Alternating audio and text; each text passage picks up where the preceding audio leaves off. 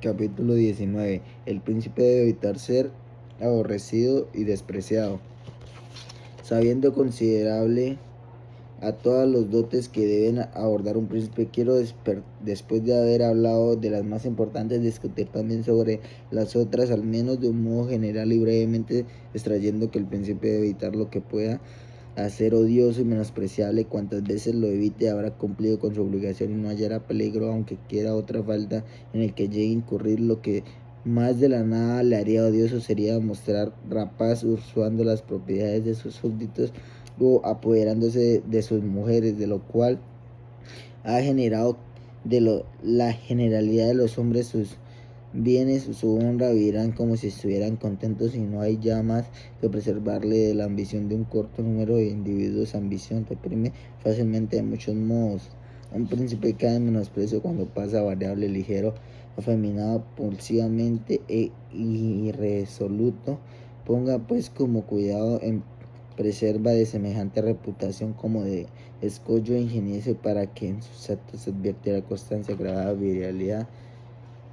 valentía y decisión. Cuando pronuncie juicio sobre las tramas de los súbditos, determinarse a que sea irrevocable su sentencia. Finalmente, en el preciso de los que se mantenga tal opinión de su perspicacia, que ninguno de ellos abrigue el pensamiento de engañarle o de envolverle en intrigas. El príncipe logrará esto si es muy estimado, pues difícilmente se considera contra el que goza de mucha estimación. Los extranjeros, por otra parte, no le atacan con gusto, con tal de empero que sea un excelente príncipe y que le veleren sus gobernantes. Dos cosas a temer del príncipe, a saber: 1. En el interior de su estado alguna rebelión de sus súbditos. 2. En el exterior un ataque de alguna potencia vecina. Se preservara del segundo temor con buenas armas y sobre todo con buenas alianzas, que lograra siempre con buenas armas. Y ahora bien, cuando los conflictos exteriores están destruidos, lo que sea también los interiores, a que los que haya provocado ya una conjura, pero aunque se manifestara exteriormente cualquier tempestad contra el príncipe, que interiormente tiene bien arreglados sus asuntos y han vivido según lo he aconsejado, y si no le abandonan, sus súbditos resistirá todos los ataques foraneos. O hemos visto que hizo Nabis el rey Lacedemonio. Sin embargo, con respecto a sus gobernantes, aun en el caso de que se maquine contra él desde afuera, podrá temer que se aspire ocultamente dentro, pero esté seguro de que ello no acaecerá si evita ser aborrecido y despreciado, y si, así como antes expuse, por extenso logra desventaja esencial de que el pueblo se muestre contento de su gobernación. Por consiguiente, uno de los más poderosos preservativos de que contra las palabras puede disponer el soberano es no ser aborrecido, porque al conspirar no le alienta más que la esperanza de contentar al pueblo, haciendo que parecerá al príncipe, pero cuando tiene motivos para querer ofendiera con ello el pueblo, le faltara la necesaria amplitud del valor para consumar su atento, pues y gozara los innumerables dificultades que ofrece su relación. La experiencia enseña que hubo muchas conspiraciones y que pocas obtuvieron éxito porque no pudieron obrar solo y por cuenta propia. El que conspira ha de asociarse únicamente a los que juzga descontentos, más por los mismos que ha descubierto a uno a ellos le ha dado pie para contestarle por sí mismo, ya que al revelar al príncipe la trama que se ha confiado bastante para esperar de que el buen premio, y como de otra parte encuentra una ganancia segura y de otra parte una empresa dudosa, y llega de peligrosos para que se mantenga la palabra que dio a quien le hizo en la conspiración, será menester o que sea amigo suyo, como hay pocos, o un enemigo irreconciliable del príncipe. Para reducir la cuestión en breves términos, haré notar por qué lado he conjurado todo el recelo, sospecha y temor a la pena que le importan si fracasara, mientras que al lado del príncipe están las leyes de la defensa del Estado, la majestad en su soberanía, la protección de sus amigos, de suerte que sea a todos estos preservativos se añade la benevolencia del pueblo, es casi imposible que nadie sea lo bastante temerario para conspirar. Si todo conjurado antes de la ejecución del plan siente comúnmente miedo de que se malogre, lo sentirá mucho tal. En tal caso, pues aún triunfado tendrá por enemigo al pueblo y no le quedará entonces ningún refugio. Sobre eso podría citar infinidad de ejemplos, pero me ciño a un solo, cuya memoria nos transmiten nuestros padres, siendo Aníbal Bentigolio, abuelo de Aníbal de hoy día, príncipe de Bolia. Le asesinaron los Canunchis, familia rival suya, a continuación de una conjura, y cuando estaba todavía en Manillas, su hijo único, Juan, naturalmente, no podía vengarle, pero el pueblo se sobrevalió acto seguido contra los asesinos y les mató atrozmente. Fue un efecto lógico en la simpatía popular de los Bentivoglio. Se había ganado en Bolonia por aquellos tiempos sin empatía tan grande que no disponía ya de la ciudad de la persona alguna de dicha casa de muerto Aníbal pudiera regir el estado, ya sabiendo los ciudadanos que exigía de Florencia un descendiente de la misma familia e hijo, confirieron el mando con su comunidad. Le rigió el hecho que hasta Juan llegó a la edad de gobernar de derecho por sí mismo, de donde se conduce que el príncipe debe inquietarse poco de las conspiraciones cuando le manifestó buena voluntad del pueblo, al paso que si está en lo contrario y le odia, y le sobrarán motivos para temerle en cualquier ocasión y de parte de cualquier individuo. Los príncipes sabios y los estados bien ordenados cuidaron siempre tanto de contestar al pueblo como de no de contestar a los nobles, hasta el punto de reducirlos a la desesperación. En esta parte, una de las cosas más importantes que debe tenerse a tener al príncipe, uno de los reinos es mejor concentrados y gobernados. En nuestra época en Francia se halla allí una finalidad de excelente estatus, el primero de los cuales es el parlamento y la amplitud de su autoridad. El estatus que van unidas a la libertad del pueblo y la seguridad del rey, conociendo el fundador de la actual orden política y la ambición de insolentes nobles, juzgando ser preciso a ponerle un freno a los contibuces, sabiendo por otra parte cuánto les aborreciera al pueblo a causa del miedo que les tenía, deseando sin embargo sosejarlos, no quiso quedarse a cargo particular del monarca de esa doble tarea, a fin de quitarle esa precaución que no podía repartir con aristocracia y favorecer a la vez a los nobles. El pueblo estableció por juez a un tercero que sin participación directa del monarca no cabe imaginar disposición alguna más prudente ni mejor medio de seguridad para el príncipe y para la nación.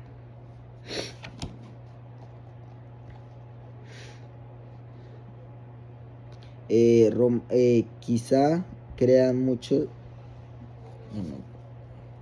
al considerar la vida y la muerte de diversos emperadores romanos, quizá quedan muchos que existan ejemplos contrarios a mi opinión. Tal César en efecto perdió conjurados contra él, a pesar de haber procedido y rectitud y mostrando magnanimidad, proponiendo responder a semejante objeción. Examinaré los dotes personales de aquellos emperadores y aprobaré que la causa de su ruina no se diferencia de la misma contra la que he querido preservar a mi príncipe, y haré cuenta de ciertas cosas que no han de omitir los que leen las historias de tales épocas. Para ello bastará limitarle a los cesares que se sucedieron en el imperio, desde Marco Aurelio hasta el Maximino, es decir, Marco Aurelio, su hijo como Pertanitz, Juliano VII Severo, su hijo Caracalla, Máximo, el hijo Gabalo, Alejandro Severo y Maximino. Notemos ante todo que los príncipes de otra especie que el suyo apenas hay que luchar más que contra la ambición de los grandes y contra la violencia de los pueblos, mientras que los emperadores romanos tropezan además con un tercer obstáculo, la avaricia y la crueldad de los soldados, obstáculo que tan difícil remoción que muchos se desagraciaron en ello. No es el efecto fácil de contener a la vez a los soldados y al pueblo, porque el pueblo es amigo del descanso y lo que es asimismo el príncipe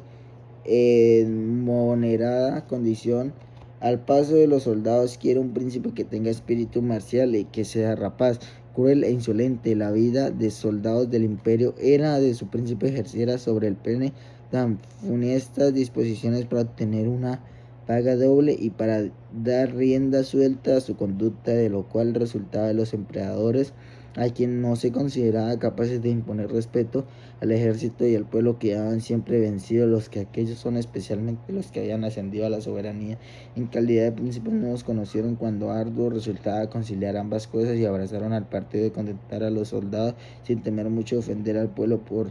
casi no serles posible obrar de otro modo, no pudo a los príncipes evitar de que la ahorrasen. Unos cuantos han esforzándose ante todo en que no les aborreciera el mayor número, pero cuando tampoco les es dable conseguir este fin, de precaverse mediante todo el linaje de expedientes del odio y de la clase más poderosa. Así aquellos emperadores que es en razón de ser nuevos necesarios de extraordinarios favores se apegaron con mal gusto al ejército que al pueblo, lo cual convenciera en su beneficio o el daño la mayor o menor reputación que sabía conservar en el concepto, y sus tropas tales fueron las cosas de Pertaninaz y Alejandro Severo, a pesar de ser tan moderados en su conducta, tan amantes a la justicia, tan amigos de la crueldad, tan buenos y tan humanos como Marco Aurelio, cuyo fin era que tuviesen, sin embargo, uno muy desdichado. Únicamente Marco Aurelio vivió y murió venerando de todos por haber sucedido al emperador por heredio y no por hallarse en la necesidad de portarse como si hubiera de su trono al ejército o al pueblo dotado por otra parte de muchas virtudes que le hacían respetables. Contuvo siempre al ejército y al pueblo dentro de justos límites y no fue aborrecido ni despreciado nunca. Por el contrario, Pertinax, nombrado emperador contra la voluntad de los soldados que bajo el imperio, como se habían habituado en la vida licenciosa, quiso reducirlos a una vida decente que les hacía insoportable, lo que engrenó de ellos odio contra su persona, odio a que se unió el desprecio a causa de ser viejo, y en los comienzos de su reinado le asesinaron sus tropas. En este ejemplo nos pone en el caso de observar que el príncipe se hace aborrecer tanto con nobles con los que persevera acciones, y porque esto indique que si quiere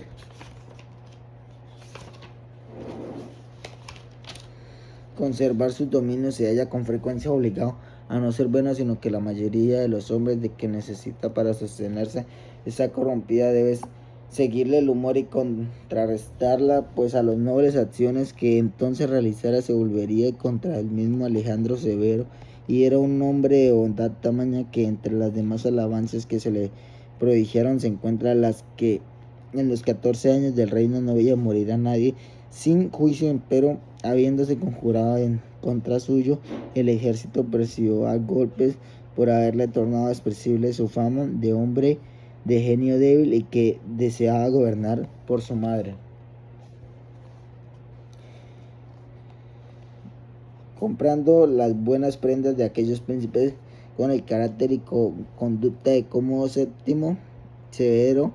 Callacalla y Maximino, hallamos a los puntos últimos sumamente rapantes y crueles. Para contentar a los soldados nos perdonaron al pueblo injuramente alguna, y todos menos el VII Severo murieron desgraciadamente, pero esto que poseía valor y conservando en favor suyo el afecto de los soldados, pido aún oprimiendo al pueblo reinar contra toda fidelidad. Sus dotes le hacían tan admirablemente el concepto de unos y los otros, que los primeros la admiraban hasta el Paraximeo, y el segundo le respetaba y le permanecía contento. Pero como las acciones del VII Severo tuvieron tanta grandeza cuando suponía tener a un príncipe nuevo, quiero mostrar brevemente cómo un grupo diestramente ejercen del león y de la zorra, lo cual es indiestramente a un soberano, como ya llevo dicho, habiendo conocido VII Severo la cobardía del Desidero Juliano, que acaba de hacerse proclamar emperador, perseguido el ejército que estaba bajo el mandato en Esclavonia, queriendo con tal pretexto mostrar que no aspiraba al imperio, arrasó con el ejército contra Roma y llegó a Italia antes de que se hubiese enterado siquiera de su patria. Después de este primer principio, le quedan el VII Severo dos dificultades de vencer para construirle en señor de todo el imperio. La primera estaba en el oriente, donde Níger, jefe de los ejércitos asiáticos, se había hecho proclamar el emperador. La segunda se halla pero en Bretaña, y era su factor Albino, que también aspiraba al imperio, juzgando los peligros de declararse a la vez enemigos de uno y de otro, resolviendo engañar al segundo, y mientras atacaba al primero, al efecto escribió a Albino para decirle que había sido elegido el emperador por el Senado, quería repartir con aquella dignidad. Hasta le envió el título César después de haber hecho declarar al Senado al séptimo Severo, tomado por asociado al Albino, el cual tuvo por sinceros todos aquellos actos y le prestó adhesión. Partió pues para Francia a su encuentro y le quitó el imperio con la vía, donde ve que el séptimo Severo era a la vez un león feroz mismo y una zorra muy astuta, que consiguió que le temiesen y le respetaran todos sin que le aborrecieran los soldados. No extrañara por ende que, aun siendo príncipe nuevo, lograse conservar un imperio tan vasto. Su grandísima reputación le preservó el odio que hubiera podido tomarle los pelos a causa de sus rapiñas. Por su mismo hijo Caracalla, que se hacía llamar Alejandro Antonio el Grande, fue también un hombre excelente, que en el arte de la guerra poseía bellísimos dotes que le atraían la admiración de los pueblos y el amor de los soldados. Estos le querían por ser uno de los guerreros de la soberanía hasta el último, y todo guerrero de soberanía hasta el último límite de géneros fatigados despreciaba los alimentos delicados y desdechaba y las satisfacciones de la molicie, pero le hicieron extremadamente odiosos a sus conductas matanzas, pues en muchas ocasiones había hecho parecer una gran parte del pueblo de Roma y todo el que Alejandría sobrepujando su ferocidad y su crueldad, cuanto había visto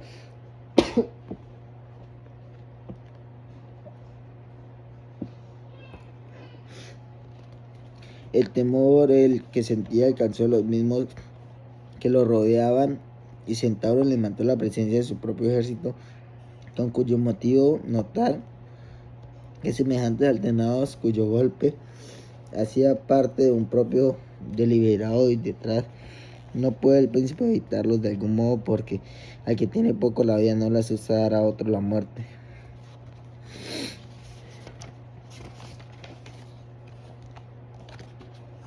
A cuyo hermano había mandado a matar ingeniosamente y que a diario amenazaba con vengarse temerario. Hasta este punto Caracalla no podía menos de ser asesinado, y lo fue.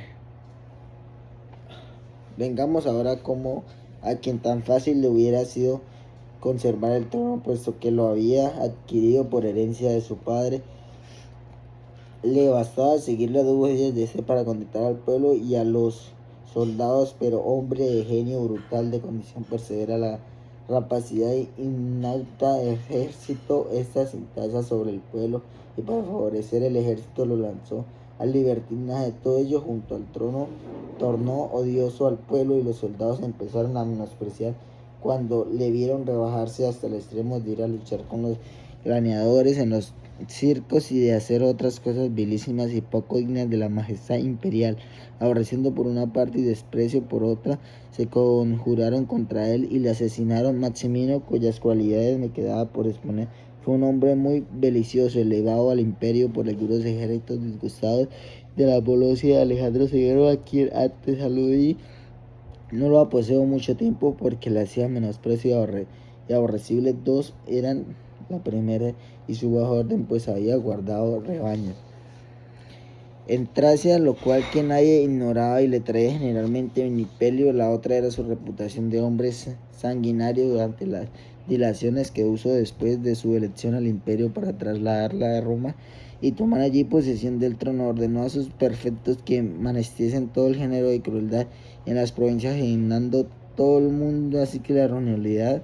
de su alegio como el miedo de su ferocidad engendrada resultó esto en el África de su subleo contra él, en el que el Senado, el pueblo romano e Italia enterada conspiraba contra su persona. Su propio ejército, que estaba acompañado bajo los rumos de Aquilea y que no acababa de tomar esta ciudad, juró igualmente su ruina, fatigando su crueldad y temiendo menos. Desde que le veía con tantos enemigos, le mató atrozmente. Evitó hablar de Elogibalo el Máximo y el Juliano, que despreciables en todo, predecieron muy poco después de elevados de la soberanía, y vuelvo a las consecuencias de este discurso, arguyendo de los príncipes de nuestra era no experimentan ya tanto esa dificultad de contentar a las tropas por medios extraordinarios, a pesar de que los miramientos que con ellas están obligados a guardar aquella dificultad el valor suficiente para seguir sus huellas de todo. Así que un príncipe nuevo en una soberanía nueva no puede ser sin peligro y imitar las acciones de Marco Aurelio, y no le es fácil ni indispensable imitar las del Séptimo Severo. Después de tomar en cuentos de procededores le sean necesarios para fundar y asegurar bien su estado, y de aquel lo que hubo de su conducta de conveniente el glorioso para conservar un estado ya fundado y asegurado.